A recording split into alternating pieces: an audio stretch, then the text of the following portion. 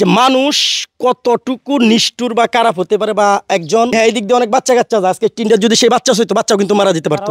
এটা কি ভালো হইছে ঘটনাটা? না, এটা তো খুব নিষ্ঠুর একটা কাজ। মানুষ যে এত নিচে নামতে পারে আর এতটুকু নিষ্ঠুর হইতে পারে, এটা আমাদের ধারণার বাইরে ছিল। আজকে আসসালামু আলাইকুম, আশা করি সবাই ভালো আছেন। আলহামদুলিল্লাহ আমি ভালো আছি। বন্ধুরা, আজকে এমন একটা বিষয় আপনাদের জন্য আমি শেয়ার করতে চাই, যে বিষয়টা আপনারা প্রথম থেকে শেষ পর্যন্ত ভিডিওটা দেখবেন, এবং একটা আপনার ভয়াবহতার একটা বিষয় আজকে আপনাদের মাঝে তুলে ধরতে চাই। যে ঘটনাটা আমার নিজের উপজেলা নান্দাইল উপজেলাতে ঘটেছে, এবং এটা আপনার সামারুল্লাহ বাজারের আপনার এটাকে লংপুর বলা হয়, এটা স্কুলের পাশেই, সামারুল্লাহ লংপুর স্কুলের পাশে ওর বাড়ি। এটা আমার বন্ধু। তো যাই হোক, ক্যামেরাটা নিয়ে আসো এদিকে। যে ঘটনাটা যে ঘটছে আপনাদেরকে যদি বলি, আপনারা এটা দেখেন এবং বুঝেন। সেই ঘটনাটা হলো যে মানুষ কতটুকু নিষ্ঠুর বা খারাপ হতে পারে, বা একজন মানুষ কতটুকু খারাপ হতে পারে আপনাদেরকে বলছি। সেটা হলো যে এই যে ঘরটা, এই ঘরটা সম্পূর্ণটা টিন দিয়ে কিন্তু কাজ করা। তো একটা ঘর যদি টিন দিয়ে কাজ করা থাকে, এই ঘরের মধ্যে যদি আপনি যেমন এই যে একটা বিদ্যুতের লাইন, এটা কিন্তু একেবারে মেইন লাইন। সাধারণ একটা লাইনও যদি এই টিনটার মধ্যে আপনার এভাবে দিয়ে রাখা যায়, মনে করেন আমি দিয়ে রাখলাম টিনের মধ্যে একটা লাইন, ঠিক আছে? তো দিয়ে রাখলে কি হবে, এটার মধ্যে যে হাত দিবে সেই মৃত্যু পর্যন্ত হতে পারে। কিন্তু সাধারণ একটা লাইন, সাধারণ লাইন না, ওই মেইন যে লাইনটা আছে, ওই লাইনটা কি করছে, শত্রুতা নাম করে ওর সাথে, নয়নের সাথে, এই যে দেখেন অবস্থা, এই লাইনটা কি করছে, শত্রুতা নাম করে, ওই যে দেখেন কাটা ওই জায়গায় কালো কষ্টিপ দিয়ে বাঁধানো, এই তারটা কি করছে এই টিনের মধ্যে মানে এমন সিস্টেম করে লাগানো হয়েছে যাতে যাতে ওকে হত্যা করা যায়, মানে যাতে ওকে মারা যায়। এবং সে কিন্তু এই বিষয়টা জানতো না।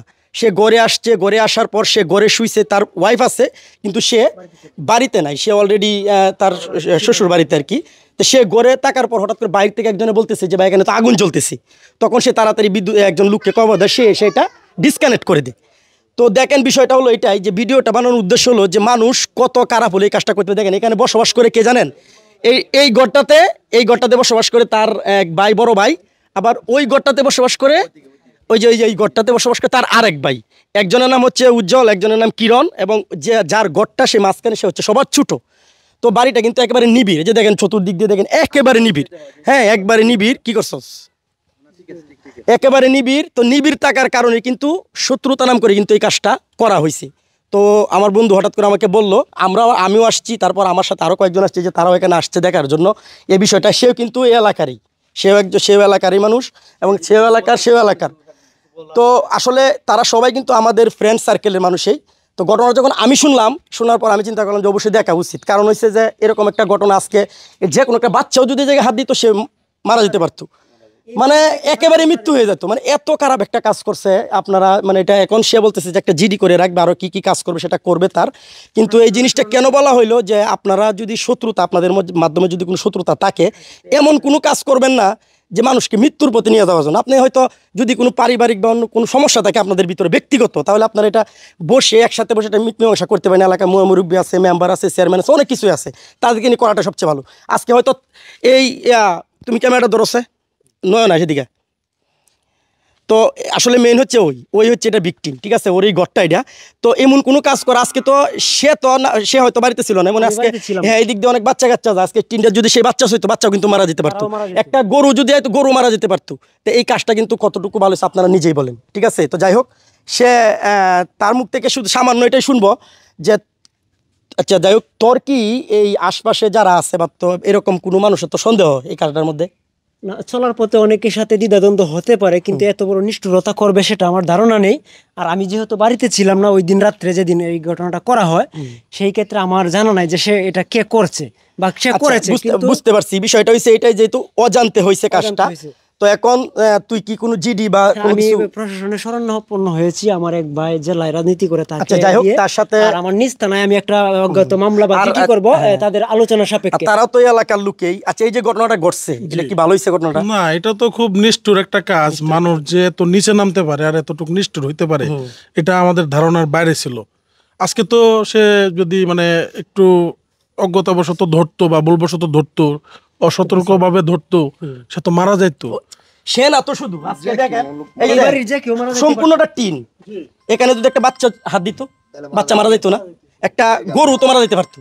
তো কেমন একটা কাজ করা হয়েছে আল্লাহ চিন্তা করেন, মানুষ কতটুকু নিষ্ঠুর হতে পারে। এদের ভিতরে মানবিকতা বলতে কিচ্ছু নাই। কিছু নাই। মানুষটা যে কতটুকু নিচে নামতে পারে এই তো যে কাজটা যে করছে। আসলে হাসবো না, রাগ করবো না, কাঁদবো, কোনো কিছুই বলতে পারতেছি না। এখন কথাটা শোনার পর আসলে খুব খারাপ লাগছে।